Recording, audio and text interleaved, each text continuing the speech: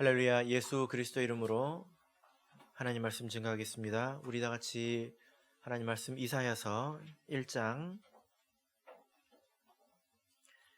1절에서 9절까지 말씀을 다 같이 찾겠습니다. 이사야서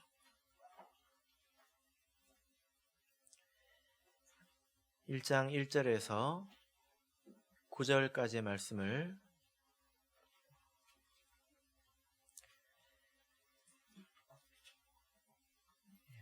저와 여러분이 한 절씩 교독하겠습니다. 1절 유다 왕 우시야와 요담과 아하스와 히스기야 시대에 아모스의 아들 이사야가 유다와 예루살렘에 대하여 본 이상이라.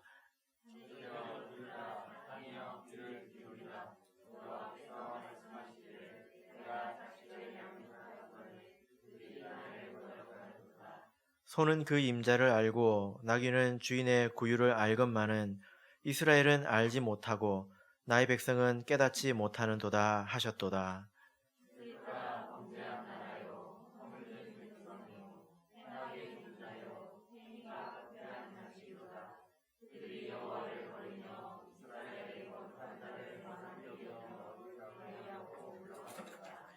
너희가 어찌하여 매를 더 맞으려고 더욱 패역하였느냐?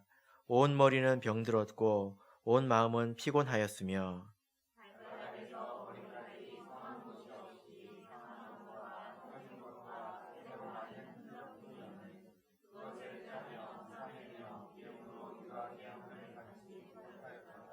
너희 땅은 황무하였고 너희 성읍들은 불에 탔고 너희 토지는 너희 목전 이방인에게 삼키웠으며 이방인에게 파괴됨 같이 황무하였고.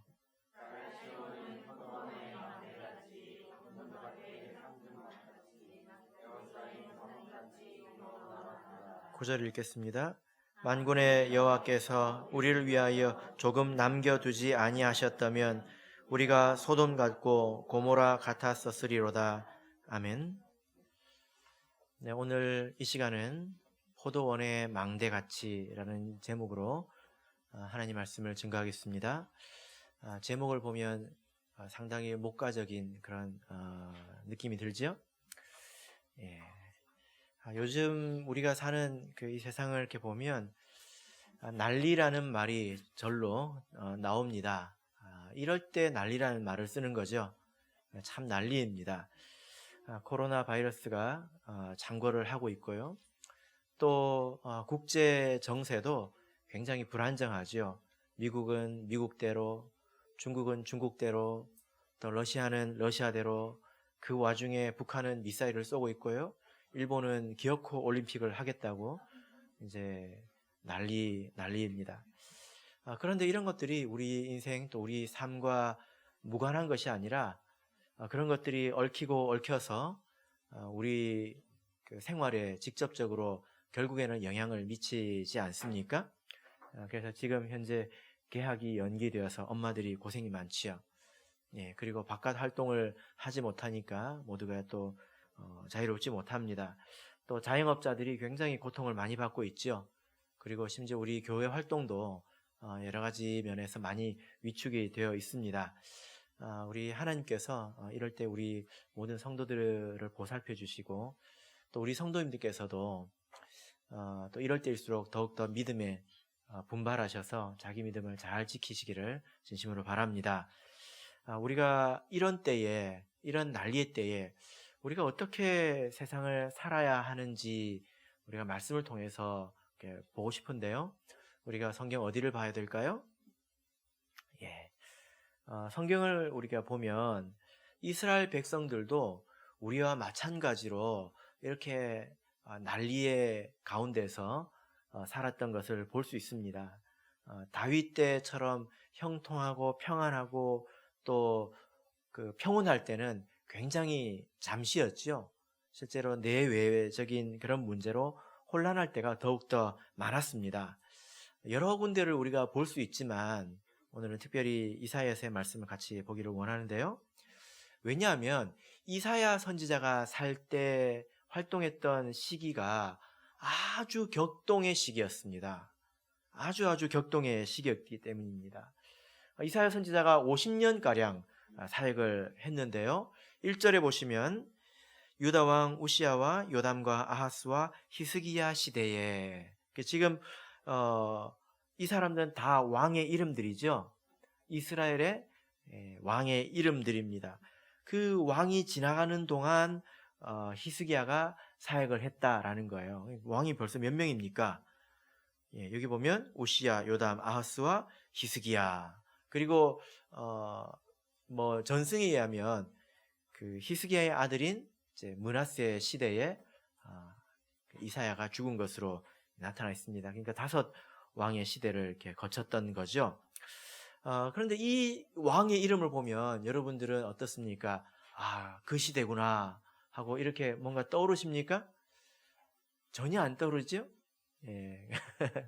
그래서 우리가 이 왕의 이름을 보고 그 시대를 알려면 우리가 열왕기서를 보거나 혹은 뭐 역대기서를 봐야 합니다.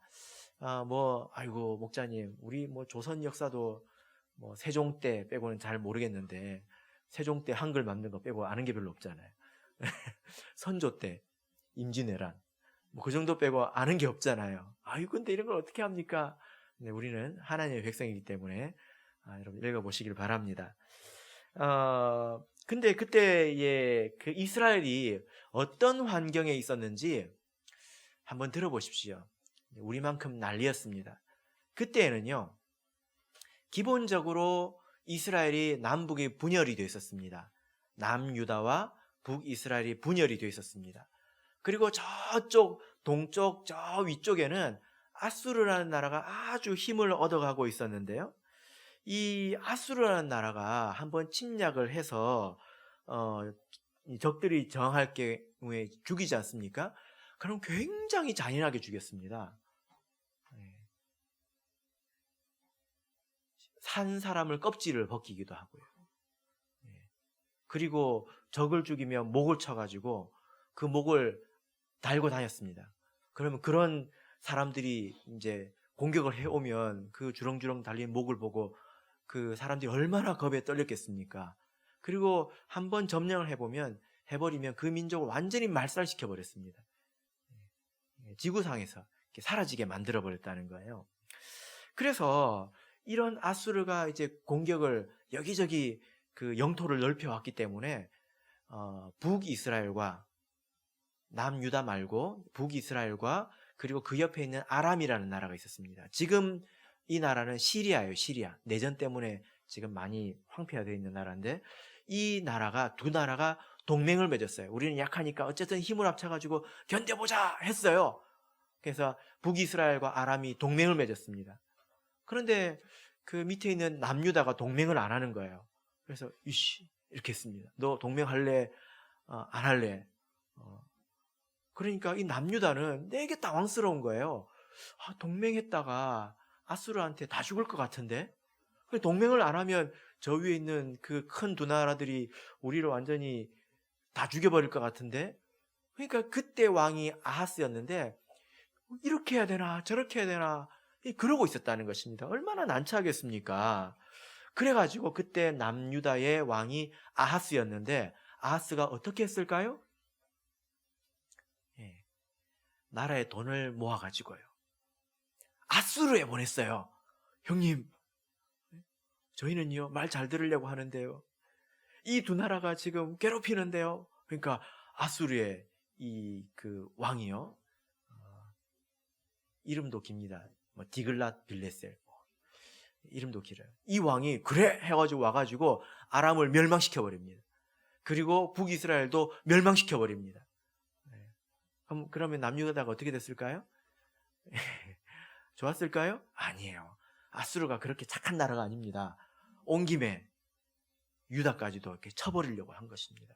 그런 위기 이제 가운데에서 모든 나라의 모든 그 성을 다 빼앗기고 예루살렘 성 하나만 달랑 남아가지고 그 안에서 처절하게 버텼던 왕이 히스기야 왕이에요.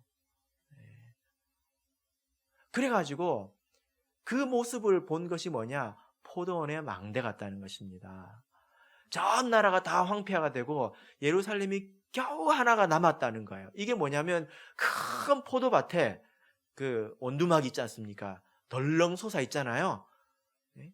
포도밭을 다 뺏기고 온두막에 겨우 남아가지고 버티고 있는 것처럼 보인다는 것입니다. 아주 철저하게 황폐화가 되었다라는 이야기예요. 여러분, 이런 모습을 보니까 이 나라 사람들도 난리 가운데 살았구나, 이런 생각을 우리가 하게 되지 않습니까? 그죠? 예. 그래서 우리가 이런 이스라엘의 경험을 우리가 교훈 삼아서 우리가 개인의 삶에, 그리고 우리 교회 공동체에 적용할 수가 있어야 합니다. 이런 것에 대해서 우리가 깨달음이 있어야 되죠. 그죠? 예. 그래서 그때 외쳤던 이사야의 음성을 우리가 오늘 들으려고 하는 것인데요. 우리가 선지서를 이렇게 읽을 때 이제 이사야서가 선지서의 시작입니다. 모든 선지서의 시작이죠. 그 중에 시작이 또 1장이죠. 그 중에 시작을 우리가 보고 있습니다. 선지서를 읽을 때 잘 여러분 이해가 안 되죠. 솔직히 말해보세요. 잘 이해 안 되잖아요. 내가 이해를 하고 있는지 못하고 있는지도 잘 모르시겠죠. 그래요. 그게 정상이에요. 왜 그러냐면 어려운 이유가 있는데요. 선지서가 그 선집이라고 합니다. 선집. 선집이 뭔지 아십니까? 영어로 하면 콜렉션. 이사야 선지자가 설교를 많이 했을 거 아니에요. 그 중에 일부를 모아놓은 것입니다. 이렇게 선별해가지고 이사야의 메시지를 가장 잘 전할 것 같은 그런 메시지만 딱 구별을 모아놓은 거예요. 그것을 어떤 맥락에 따라서 이어 붙여놓은 것입니다. 그런데 어디가 시작이고 어디가 끝인지를 표시를 안 해놓으니까 우리가 읽을 때에 여기가 시작인가 저기가 시작인가 이런 생각이 들지 않겠습니까? 그죠? 50년 동안 사역을 했는데 얼마나 말을 많이 했겠습니까? 그럼 이사야서 이걸로 되겠습니까? 저도 지금 10년 정도 설교를 한 걸 이렇게 모아보면 이만큼 되는데 이사야는 얼마나 많겠습니까? 그죠? 그래가지고 이거 모았는데 그것도 많으니까 이것을 요약을 했습니다. 어떻게 요약을 했냐면 시로 요약을 했어요. 그리고 특별한 어떤 그 양식, 그 시대에 주로 통용하던 특별한 양식으로 요약을 했습니다. 이게 압축을 했어요. 우리가 컴퓨터 파일을 압축을 하잖아요. 근데 그걸 바로 우리가 읽을 수가 없지 않습니까? 뭐 어떻게 해야 되죠? 압축을 풀어야 되죠. 그죠? 그래서 이거를 우리가 1장이 전체가 한 편의 설교라고 생각하시면 됩니다. 쭉 읽고 마치면 설교가 빨리 마치고 좋겠죠? 그죠? 근데 그렇지 않습니다. 그렇기 때문에 또 읽기가 어렵고요. 그리고 이사야라는 또 혹은 뭐 호세아든지 다른 여러 선지자들이 살았던 그 시대적인 배경, 이런 것들을 알아야 왜 이런 말을 했는지도 아는 겁니다. 누가 지금 공격을 하려고 한다, 지금 어떤 위기에 있다, 이런 것들을 알아야 우리가 이 말을 이해하기가 쉽다는 말입니다. 그런데 또 선지서를 읽어보면 그런 어떤 시대적인 배경을 잘 기록이 안 돼 있는 데가 많아요. 그래서 이런 것을 유출을 해가지고 이것은 이때 한 이야기인 것 같다, 이렇게 우리가 찾아내는 것입니다. 근데 이게 또 읽어보면요, 시대 순대로 안 돼 있어요. 어떤 것들은 저 뒤에 제일 마지막에 일어난 이야기들을 제일 앞쪽에서 이야기를 하기도 합니다. 그러니까 그 어떤 메시지를 가장 극대화하기 위해서 그렇게 선지서를 이렇게 구성을 했어요. 그러니까 그 설교를 한 편 읽고 이제 보면 뭐 심판의 메시지가 나왔다가 나중에 구원의 메시지도 나오는데 이제 끝나면 우리는 또 새로 읽어야 되잖아요. 그런데 계속 읽다 보니까 심판한다고 했다가 구원한다고 했다가 또 심판한다고 했다가 구원한다고 했다가 도대체 어쩌자는 거지? 이런 생각이 드는 거예요. 선지서를 읽으실 때 이런 점을 좀 참고하시면 읽기가 훨씬 더 좋으실 겁니다. 그러면 오늘 본문 2절에서 4절까지 말씀을 먼저 읽어보겠습니다. 2절에서 4절 말씀을 읽어보겠습니다. 시작. 하늘이여 들으라, 땅이여 귀를 기울이라. 여호와께서 말씀하시기를 내가 자식을 양육하였거늘 그들이 나를 거역하였도다. 소는 그 임자를 알고 나귀는 주인의 구유를 알건만은 이스라엘은 알지 못하고 나의 백성은 깨닫지 못하는도다 하셨도다. 슬프다. 범죄한 나라요, 허물진 백성이요, 행악의 종자요, 행위가 부패한 자식이로다. 그들이 여호와를 버리며 이스라엘의 거룩한 자를 만홀히 여겨 멀리하고 물러갔도다. 예. 이스라엘 백성이 지금 굉장히 고난을 당하고 있고 난리 가운데 있다고 말씀을 드렸습니다. 그런데 그런 사람의 형편을 생각하기 전에 우리가 먼저 하나님의 어떤 그런 마음, 이것을 먼저 알았으면 좋겠습니다. 여기 보면 하늘이여 들으라, 땅이여 귀를 기울이라, 이렇게 말을 하고 있잖아요. 이게 무슨 말이냐면요, 우리가 이 표현을 읽을 때 참 하나님 정말 답답하신가 보다, 이 생각을 할 수 있어야 돼요. 드라마에서 이렇게 보면, 제가 드라마를 안 보지만 이런 장면은 머릿속에 있는 것 같습니다. 어떤 사람이 너무 말이 안 통하고 너무 억울하고 화가 나고 답답하면 나가가지고 뭐라고 합니까? 동네 사람들 내 말 좀 들어보소 하잖아요. 혹시 여러분 그렇게 해보셨습니까? 아이고 답답해라고, 동네 사람들 내 말 좀 들어보소. 이게 무슨 말입니까? 객관적으로 누구 말이 옳은지 한번 해보자는 이야기입니다. 그런 말이죠. 보통 우리가 말을 해도 안 들으면 답답이, 저 고구마, 그러고 이제 넘어갈 겁니다. 그런데 끝까지 가면 답답해가지고 가서, 사실 자기 부끄러운 이야기잖아요. 그죠? 자기 부끄러운 이야기잖아요. 그런데 가가지고 뭐라고 합니까? 동네 사람들 내 말 좀 들어보소, 이놈의 자식이 어떤 놈인지 한번 내 말 좀 들어보소 하잖아요. 그죠? 지금 하나님이 그런 이야기를 하고 있는 것입니다. 하나님께서 누구를 부르셨습니까? 하늘과 땅을 부르셨습니다. 하늘은 항상 하늘에 있고, 또 땅은 우리가 밟고 있잖아요. 이 세상 모든 걸 다 부른 거예요. 다 불러가지고 완전히 모든 것을 다 드러내고 한번 따져보자는 겁니다. 도대체 뭐가 문제인지, 도대체 누가 옳은 것인지, 이것을 한번 따져보자는 거예요. 아마 여러분들께서 혹은 남편이나 혹은 자녀를 놓고 이런 적이 있으신지 모르겠습니다. 한 번이라도 있으십니까? 하나님께서 그렇게 말씀하고 있는 거예요. 지금 되게 하나님이 답답하신 거 아시겠죠? 그죠? 예.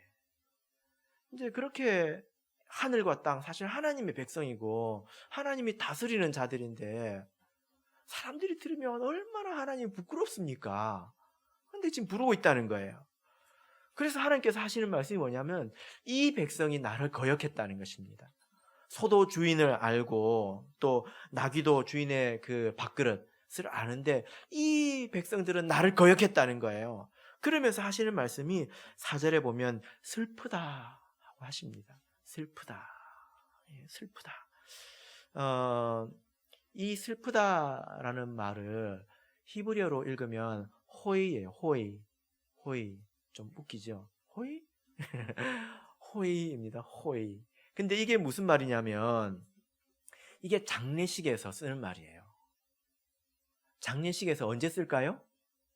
이게 곡소리입니다. 곡소리. 요즘에 우리 학생들은 장례식에 가서 곡소리 들어본 적 있습니까? 뭐라고 합니까? 아이고 하잖아요. 학생들 들어본 적 있어요?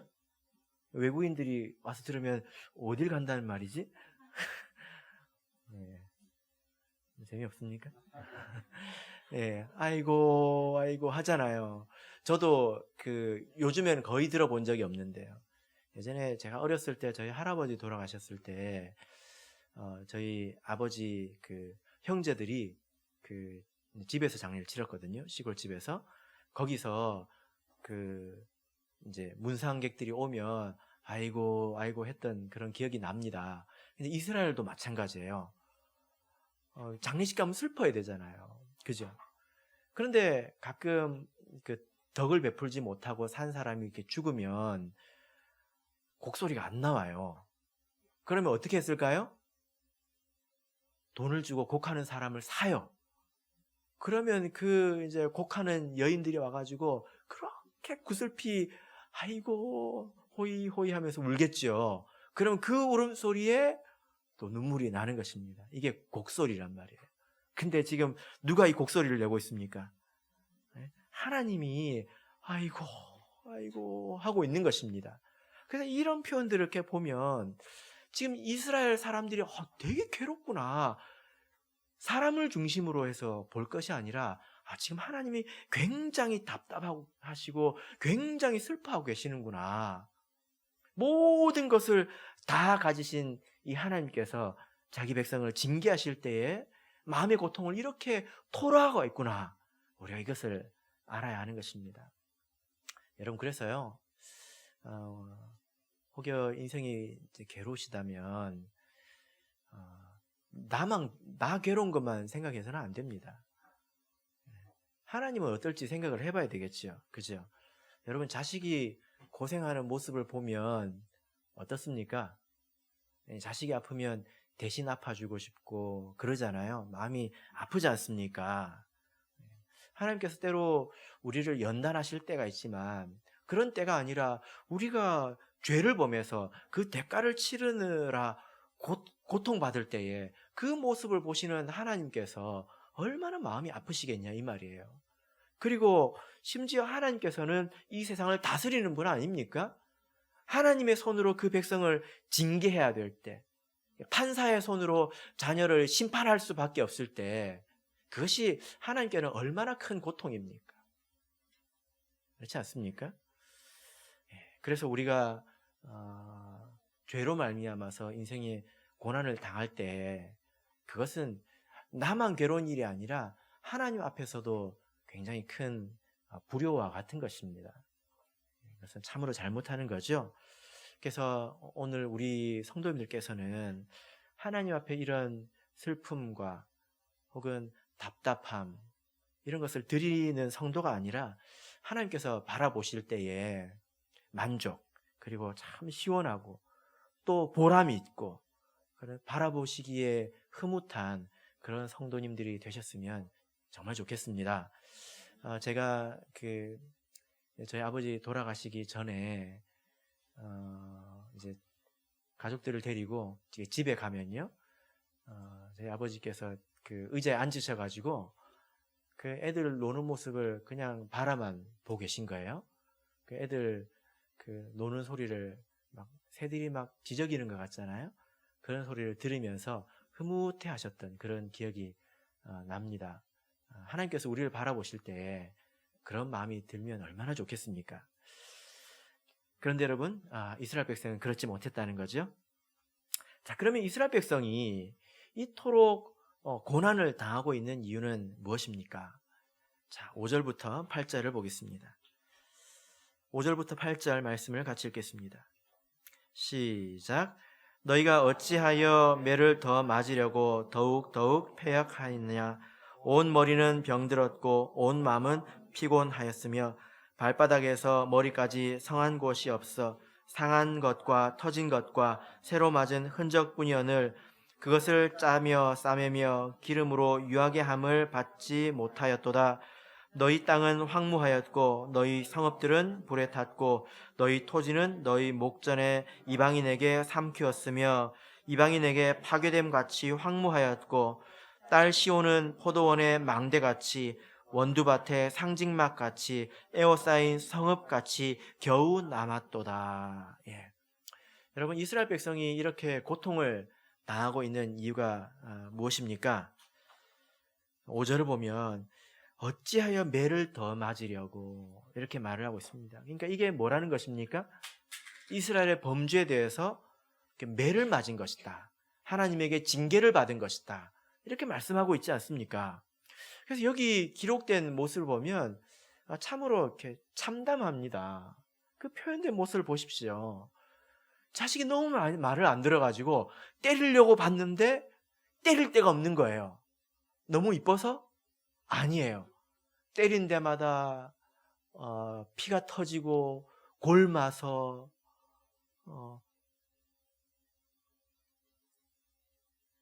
이제 더 이상 멀쩡한 데가 없어서 때릴 데가 없다는 것입니다. 정수리부터 발끝까지 때릴 데가 없다는 거예요.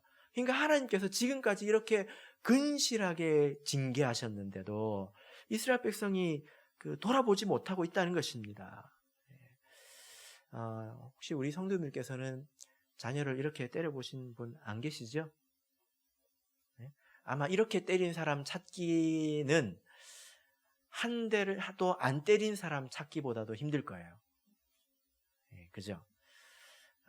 그래서 이 7절, 8절을 보시면 이렇게 때릴 군대가 없도록 때렸다라는 말은 이것은 침략의 고통을 말하는 것입니다. 그래서 너희 땅은 황무하였고 너희 성읍들은 불에 탔고 너희 토지는 너희 목전에 이방인에게 삼키었으며, 이것을 다른 그 이방 백성들이 와가지고 다 뺏어갔다는 거예요. 다 삼켰다는 것입니다. 그러니까 지금 남은 게 뭡니까? 예루살렘 성 하나밖에 없다는 것입니다. 그런데 이런 형편에 대해서 왜 이렇게 되었느냐? 왜 이렇게 참담한 지경에 이르렀느냐? 이것은 다른 나라에 비해서 힘이 약해가지고 전쟁을 못해서 그런 것이 아니라 이것은 하나님의 매라는 것입니다. 하나님의 징계라는 것입니다. 여러분, 이스라엘 백성이 얼마나 범죄했길래 하나님께서 이렇게 하셨을까요? 좀 너무한 것 아닙니까? 그 중에 하나의 대표적인 사례만 보겠습니다. 열왕기하 16장을 보겠습니다. 열왕기하 16장 2절에서 4절을 보겠습니다. 아하스 왕 때의 이야기인데요. 열왕기하 16장 2절에서 4절을 보겠습니다.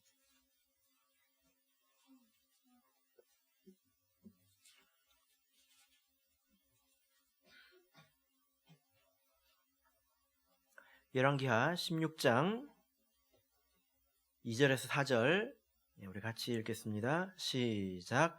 아하스가 위에 나아갈 때에 나이 20세라 예루살렘에서 16년을 치리하였으나 그 조상 다윗과 같지 아니하여 그 하나님 여호와 보시기에 정직히 행치 아니하고 이스라엘 열왕의 길로 행하며 또 여호와께서 이스라엘 자손 앞에서 쫓아내신 이방 사람의 가증한 일을 본받아 자기 아들을 불 가운데로 지나게 하며 또 산당과 작은 산 위와 모든 푸른 나무 아래서 제사를 드리며 분향하였더라. 여러분 여기 보면 아하스 왕이 하나님 앞에서 얼마나 가증한 일을 했는지에 대해서 기록하고 있는데요. 어떤 일을 했습니까? 자기 자녀를 불 가운데로 지나가게 했다는 것입니다. 이것은 몰렉이라고 하는 그런 우상에게 제사를 드렸다는 건데요. 레위기 18장을 보시면요, 하나님께서 가나안에 들어가기 전에 이렇게 하는 자들은 반드시 죽이라고 명했습니다. 그 중에 하나가 가나안에 이런 문화가 있었어요. 이런 종교가 있었는데 자녀를 이렇게 낳잖아요. 그러면 그 중에 하나를 몰렉에게 불로 태워서 죽이면 나머지 자녀들이 다 평안하고 잘 된다는 그런 신앙이 있었습니다. 그래서 들어가기 전에 이미 레위기서에서 가면 그런 짓을 혹시 본받아서 행하는 자가 있으면 불쌍히 여기지 말고 다 죽이라고 레위기 18장 21절에서 명령을 하셨거든요. 그런데 여기 보면 어떻게 말씀하고 있습니까? 하나님께서 이스라엘 자손 앞에서 쫓아내신 그런 이방인 사람의 행위를 본받아서 그 일을 행했다는 거예요. 여기 보면 불 가운데로 지나가게 했다고 되어 있는데 처음에는 그냥 그 불길을 지나가게 했던 것 같습니다. 이제 학자들이 연구해 놓은 것을 보면요. 그러나 나중에는 정말 불에 넣었어요. 태워서 정말로 사람을 제물로 드렸습니다. 그런 내용이 에스겔서에도 나와요. 이제 이 비슷한 시대에 조금 뒤에 활약한 선지자가 에스겔인데요. 그 에스겔 선지자도 그것을 지적한 것을 볼 수가 있습니다. 여러분, 누가 이런 죄를 지었습니까? 이스라엘의 왕이 이런 죄를 지었다는 거예요. 우리 학생들 그때 안 태어난 것을 감사하게 생각하십시오. 예, 누가 갔을런지 모르지요. 예. 그러니까 이스라엘의 왕이 이랬다면 여러분, 이스라엘 백성들은 얼마나 더 했겠습니까? 그리고 여기 보면 아하스가 우상을 섬긴 것도 아주 공경연하게 기록하고 있지 않습니까? 그래서 하나님께서 이스라엘 백성을 이렇게 책망한 것입니다. 만약에 이렇다면 다른 면에서는 그들이 얼마나 타락했겠습니까? 그런데요, 여러분, 참으로 이렇게 신기한 것은 여러분들도 한번 생각해 보시길 바랍니다. 그 사람들이 너무나 맞아가지고 더 이상 맞을 지경이 없을 때까지 맞았는데도 왜 깨닫지 못했을까요? 사사시대를 생각해 보면 그렇게 두들겨 맞았을 때는 하나님 앞에 회개라도 했지 않습니까? 또 죄를 지을 망정 회개를 하지 않았습니까? 그런데 왜 그들은 이런 죄를 회개하지 못했을까요? 깨닫지 못했을까요? 그들이 우리보다 지능이 현저히 낮아서 그럴까요? 그렇지 않습니다. 여러분, 우리도 그럴 수 있다는 거예요. 조심해야 합니다. 세상이 그만큼 혼탁했고요. 그러니까 참과 거짓을 가리기 힘들 만큼 너무 섞여져 있다는 것입니다. 지금 우리가 참예수 교회에 있지만 만약에 그렇지 않은 사람들이 이 세상에서 내가 이 많은 교회 중에 내가 참교회를 가야 되겠다라고 한다면 선택할 수 있겠습니까? 마치 그런 것처럼 옳은 것과 옳지 않은 것이 너무나 많이 섞여 있어가지고 너무나 깊이 섞여 있어서 뭐가 옳은지 뭐가 그른지 알 수가 없었다는 거예요. 심지어 자식을 이렇게 제사를 드리는 것도 다들 그렇게 하니까 그렇게 하는 건가? 그런 생각을 했다는 것입니다. 그 중에 제일 잘못한 사람이 누굴까요? 지도자예요. 지도자. 제사장들 그리고 왕들 이런 사람들입니다. 그런 사람들이 똑바로 알려주지 않았기 때문입니다. 그리고 백성들도 문제예요. 그들이 하나님 말씀에 대해서 너무나 잘 몰랐다는 거죠. 여러분, 그래서 한번 생각을 해보십시오. 이 사람들을 되게 어떻게 이럴 수가 있냐라고 할 필요가 없습니다. 어떻게 자신을 우상에게 제물로 태워서 죽이냐?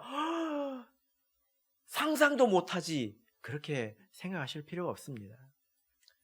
제가 보기에는요, 지금도 그런 일이 일어나고 있지 않나 그런 생각을 제가 해보는데요. 우리의 사명이 무엇입니까? 하나님께서 우리에게 주신 것은 우리 자녀를 하나님의 형상을 닮은 그런 자녀로 양육하는 거지 않습니까?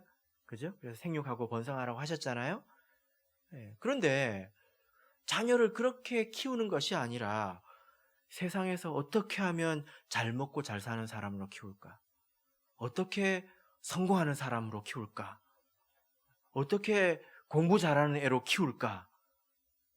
그래서 그런 생각을 끊임없이 주입하고 그렇게 살아가게 만드는 겁니다. 그래서 안식일에 학원도 보내고요. 그렇게 해서 나중에 그 자녀의 믿음이 식어버리면 그 자녀를 누구한테 갖다 바친 겁니까? 하나님께 바친 겁니까? 세상에 바친 겁니까? 어디에 갖다 바친 겁니까? 결과적으로 보면 동일하다는 거예요. 결과적으로.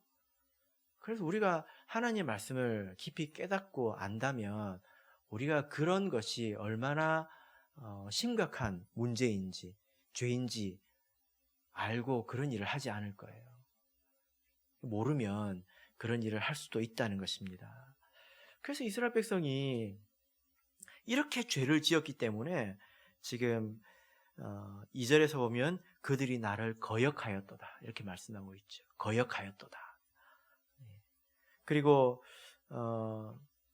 4절을 보시면 슬프다 하면서 이스라엘은 뭐라고 말합니까? 범죄한 나라요, 허물진 백성이요, 행악의 종자요, 행위가 부패한 자식이로다. 범죄한 나라, 허물진 백성, 행악의 종자, 부패한 자식. 여러분, 원래요, 성경 안에서 나라, 백성, 씨앗, 자식, 이런 것들은 되게 좋은 이미지예요. 하나님께서 이스라엘 백성을 친근하게 부를 때 그렇게 불렀습니다. 출애굽기 19장 6절을 보실까요? 출애굽기 19장 6절. 이것은 하나님께서 이스라엘에게 주신 아주 영광된 호칭이에요. 출애굽기 19장 6절입니다. 읽겠습니다. 시작. 너희가 내게 대하여 제사장 나라가 되며 거룩한 백성이 되리라. 너는 이 말을 이스라엘 자손에게 고할지니라. 예. 여기 보면 뭐라고 하고 있습니까? 제사장 나라, 그리고 거룩한 백성. 하나님께서 이 이스라엘 백성을 보면서 너희는 나의 나라다, 너희들은 나의 백성이다 라고 부를 때 흐뭇했던 거예요. 기뻤던 거예요. 그런데 이제는 뭐라고 부르고 있습니까? 범죄한 나라요, 허물진 백성이요, 행악의 종자의 씨앗이라는 겁니다. 악을 열매로 맺는 씨앗이라는 겁니다. 그리고 부패한 자식을 썩었다는 것입니다. 여러분, 그래서 우리가 우리의 삶을 잘 돌아봐야 합니다. 여러분, 우리는 누구입니까? 우리는 하나님의 백성이고 또 하나님의 도구입니다. 그런데 우리가 그런 위치를 떠나가지고 내가 내 인생의 주인인 것처럼 내가 만약에 살아가고 있다면 우리도 이렇게 바뀔 수 있다는 거예요. 하나님께서 이렇게 우리를 부르실 수도 있다는 것입니다. 4절을 보시면요, 이렇게 말씀하고 있습니다. 그들이 여호와를 버리며 그들이 하나님을 어떻게 해요? 버렸다는 거예요. 여러분, 이걸 가지고 오해하지 마세요. 지금 11절을 보시면요, 그들이 하나님 앞에 제물도 드리고 번제도 드리고 살찐 짐승도 드리고요, 예배도 드리고 기도 드리고 다 드리고 있습니다. 그런데 뭐라고 하고 있습니까? 하나님을 버렸다라고 말하고 있는 거예요. 이게 무슨 말이겠습니까? 그리고 이스라엘의 거룩한 자를 만홀히 여겼다는 것입니다. 여러분, 만홀히 여겼다는 게 뭡니까? 업신 여겼다는 거예요. 업신 여겼다는 것입니다. 지금 이것은 아주 중요한 부분인데요, 이사야가 하나님을 이스라엘의 거룩한 자라고 부르고 있습니다. 이것은 그 이사야서 안에서의 그 하나님에 대한 독특한 호칭입니다. 성경에서 거의 대부분 이사야서에만 나와요. 왜냐하면 이사야가 처음 하나님께 부름을 받을 때 그때 하나님에 대해서 느낀 그런 그 이제 감정이 있었거든요. 뭐라고 그래야 되나, 인상이 있었다는 거예요. 이사야서 6장을 보겠습니다.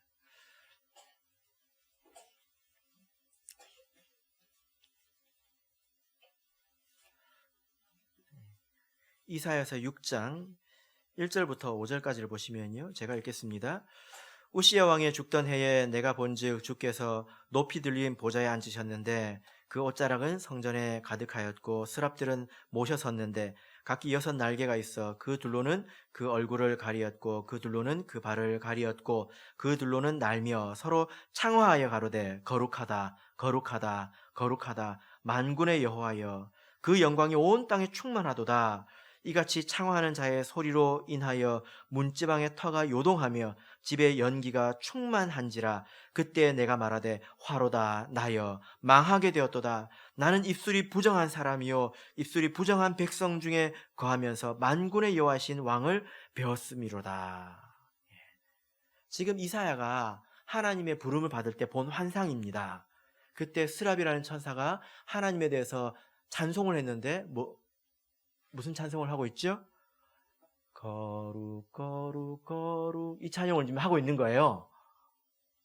그래서 이사야가 하나님을 배웠을 때 그 하나님이 너무 거룩해가지고 죽었다라고 생각한 겁니다. 자기가 부정한 사람이기 때문에. 그렇다고 더러운 사람은 아니죠. 그런데 그 절대적으로 거룩하신 하나님 앞에 자기가 서 있는 것은 마치 태양 앞에 자기가 서 있는 것처럼 그렇게 느꼈다는 거예요. 그 스스로를 저주했다는 것입니다. 그래서 이사야 선지자는 하나님이 거룩하기 때문에 이 거룩한 하나님을 함부로 대하면 안 된다는 생각이 있었어요. 여러분, 우리가 믿는 하나님은요, 거룩하신 하나님이기 때문에 우리가 함부로 대하면 안 되는 분입니다. 가끔 보면요,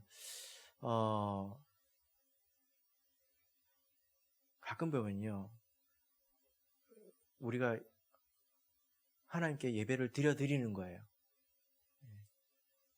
예를 들어, 이제 추리닝 입고 와가지고, 반바지 추리닝 입고 와가지고, 이렇게라도 와준 거 고맙게 생각하세요. 그건 하나님이 거룩하다는 것을 모르는 것입니다.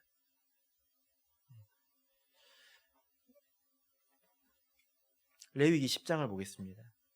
우리가 잘 아는 사건이 있는데요. 여러분, 이 말씀이 이해가 되는지 한번 생각해 보시길 바랍니다. 레위기 10장 1절에서 3절을 보겠습니다.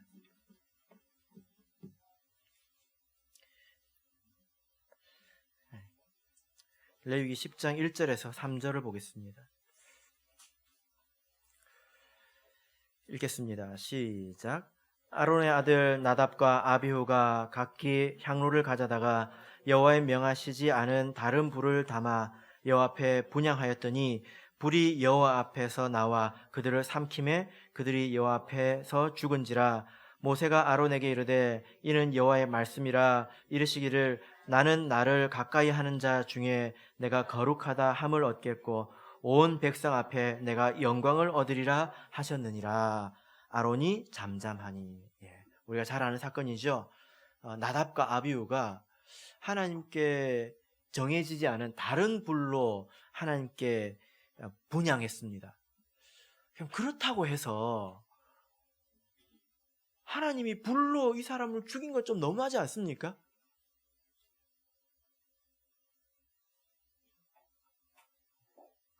아론의 입장에서 한번 생각해 보십시오. 아론의 입장에서 자기 아들이 죽었어요. 지금 직전의 장에서 아론이 첫 번째 제사를 드렸거든요. 제사장이 됐다고 좋아했어요. 얼마 되지 않아가지고 그런 이유로 죽었습니다. 아론이 얼마나 당황스러웠겠어요. 아마 아론이 봤을 수도 있습니다. 근데 그런 아론에 대해서 모세가 뭐라고 이야기했습니까? 하나님께서 여호와의 말씀을 받아서 아론에게 전해줍니다. 3절 보면 여호와의 말씀이라. 이르시기를 잘 들어라. 뭐라고 하셨습니까? 나는 나를 가까이 하는 자 중에서 내가 거룩하담을 얻겠고, 이 말을 하셨습니다. 나는 나를 가까이 하는 자 중에서 거룩하다함을 입을 것이다.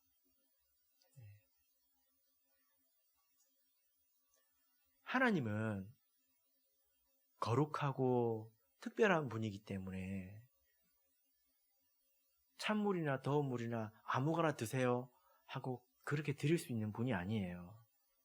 하나님께는 하나님께서 정하신 것을 우리가 드려야 합니다. 그것을 드릴 때도 우리가 죽을지 모른다는 마음으로 겸손히 드려야 되는데, 이스라엘 백성이 어떻게 했는지 아십니까? 하나님, 이거 먹고 떨어지세요. 하나님 소 좋아하시죠? 소 드렸습니다. 양도 드렸습니다. 하나님을 뭐로 여긴 것입니까? 동물의 기름이나 동물의 죽는 음성을 듣기 좋아하는 분 정도로 여겼다는 거예요. 하나님은 그런 걸 좋아하시는 분이 아닙니다. 하나님께서 지극히 거룩하신 분이고 특별히 가까이 하는 자. 여러분, 이 세상에서 하나님을 가장 가까이 하는 사람들이 누굽니까? 우리 아닙니까? 그런 사람 가운데서 하나님은 더욱더 거룩히 섬김 받기를 원하신다는 거예요. 그게 하나님의 뜻입니다. 근데 우리가 하나님을 그렇게 대해야 되는데도 예배를 가지고 하나님을 조롱해요. 헌금을 가지고 하나님을 조롱하고요. 진실하지 못한 마음을 가지고 예배에 참석하고 조롱하듯이 예배에 참석하고 하나님을 섬기고 기도하고 찬양을 하면서 하나님을 조롱하고 그렇게 하는 것을 하나님은 사실 용납지 않으십니다. 그런데 이스라엘 백성은 그랬다는 거예요. 여러분, 그래서요, 우리가 이것을 통해서 이렇게 배워야 합니다. 이스라엘 백성이 하나님을 어떻게 버렸습니까? 교회를 떠났습니까? 아닙니다. 성경을 떠났습니까? 아닙니다. 어떻게 하나님을 업신여겼습니까? 재물을 안 드림으로 업신여겼습니까? 아니에요. 드리는 것으로 업신여겼다는 거예요. 이것이 우리에게 교훈이 되는 것입니다. 여러분, 하나님께서 지금의 우리 성도들도 귀하게 여기시지만 이스라엘 백성들도 귀하게 여기셨습니다. 그들을 일컬어서 원가지라고 하지 않았습니까? 우리를 일컬어서 접붙임 받은 가지라고 하지 않았습니까? 그런데 만약에 이와 같이 이스라엘 백성을 징계하셨다면 아마도 하나님은 동일한 눈으로 우리를 바라보실 것입니다. 그래서 우리 삶에 여러 가지 어려움이 올 수 있어요. 그때는 이 말씀을 통해서 깨닫는 그런 마음을 가져야 합니다. 여러분, 혹시 나는 하나님을 너무 쉽게 생각하지 않았습니까? 저도 이제 가끔 그런 생각을 하는데요. 기도를 하다가 정신이 번쩍 들 때가 있습니다. 만약에 이거는 내가 하나님께 기도하는 건지 아니면 하나님은 부려먹으려고 하는 건지. 자녀가 부모에게 부탁할 수 있죠. 그런데 때로는 이것이 부려먹으려고 하네. 이런 마음이 딱 들 때가 있잖아요. 그죠? 우리가 하나님을 그렇게 대해서는 안 됩니다. 초창기 우리 이제 김천교회 그 간증을 이렇게 들어보면요, 그 성도들이 교회 가는 날을 그렇게 기다렸는데, 그러나 교회 가까이 갈수록 걸음이 느려졌대. 왜 그랬을까요? 하나님이 두려웠던 것입니다. 그게 바른 것입니다. 이스라엘 백성을 오늘 어떻게 하나님께서 때리셨습니까? 때리고 나서 때릴 데가 없을 때까지도 때리지 않았습니까?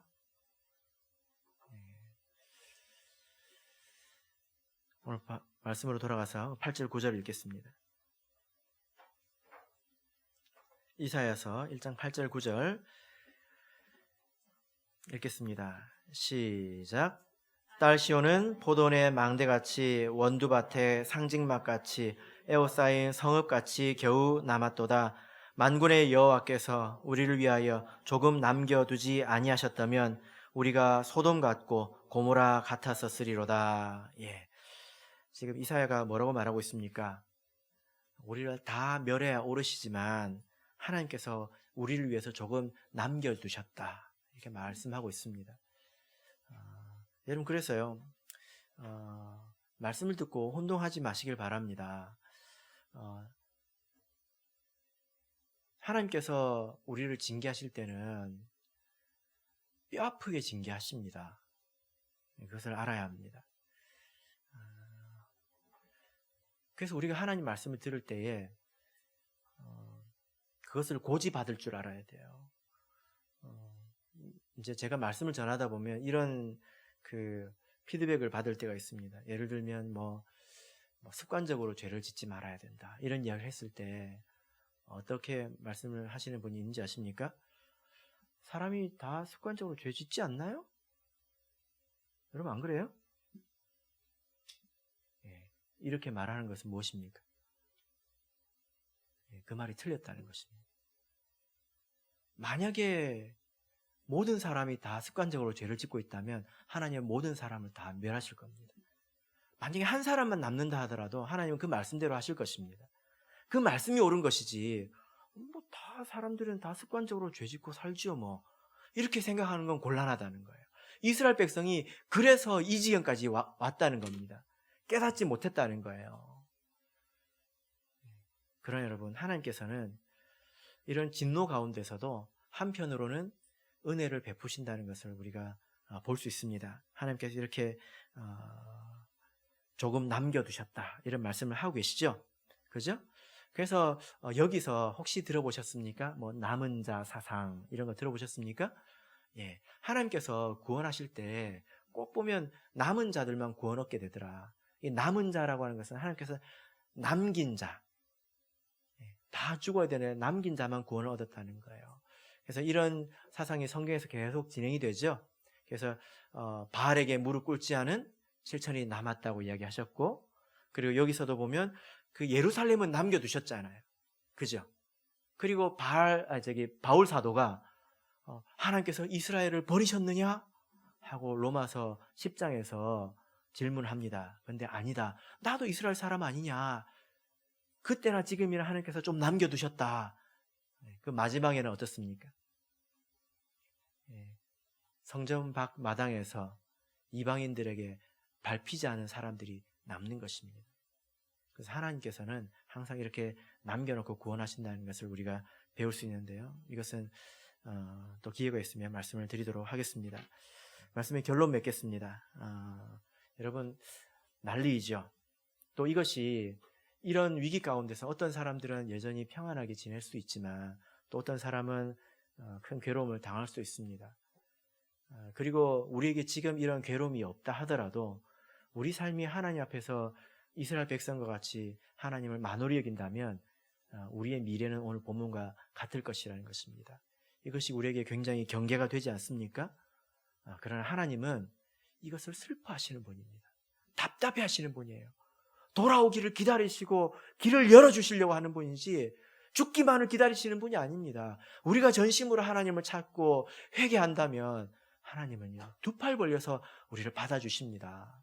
그러므로 이 말씀을 우리 마음에 깊이 새겨서 하나님의 은혜가 헛되지 않는 저와 여러분이 계시기를 예수 그리스도 이름으로 축복합니다.